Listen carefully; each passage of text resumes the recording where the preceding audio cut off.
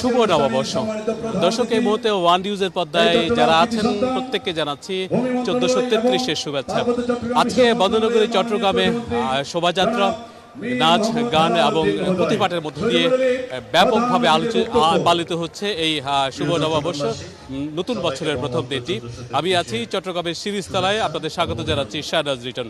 চট্টগ্রামের ডিসি হিলের এই মিলনায়তনে, এই যে উন্মুক্ত মিলনায়তন, সেখানে অসংখ্য মানুষ আজকে সকাল থেকে যুক্ত হয়েছেন বছরের প্রথম দিন উদযাপন করার জন্য। নারী, শিশু, সর্বস্তরের মানুষ এখানে উদযাপন করছেন আজকের এই দিনটি। এবং মূলত সকাল 8টায় শোভাযাত্রার মধ্য দিয়ে এই আনুষ্ঠানিকতা শুরু হলেও এখন এটি আসলে যে মানে শেষ পর্যন্ত যে অনির্বিচ্ছিন্ন একটি সাংস্কৃতিক আয়োজন, কথা বলা, পুঁথিপাঠ, এইসবের মধ্য দিয়েই এই আয়োজনটি এখন অতিবাহিত হচ্ছে। আমরা দেখতে পাচ্ছি নানা রঙে সেজে চট্টগ্রামের মানুষ এই ডিসি হিলে আজকে সমবেত হয়েছে বর্ণাঢ্য এই বৈশাখ উদযাপনের মধ্য দিয়ে।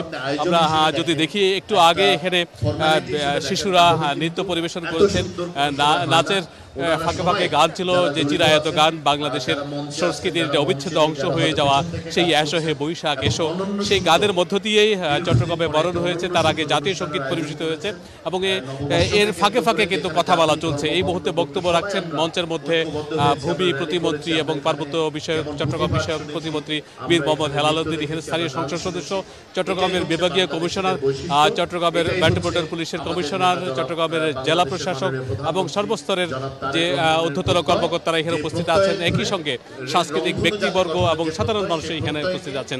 চট্টগ্রামের এই যে ডিসি হিলের উন্মুক্ত মঞ্চে নানা ধরনের আয়োজন, আজকে সকাল থেকে নির্বিঘ্ন যে আয়োজন, সেই আয়োজনের মধ্য দিয়েই চট্টগ্রাম যে আবারও উৎসব মুখর একটি শহর, চট্টগ্রাম যে অসাম্প্রদায়িক একটি শহর, সেটি আবারও প্রমাণ হলো।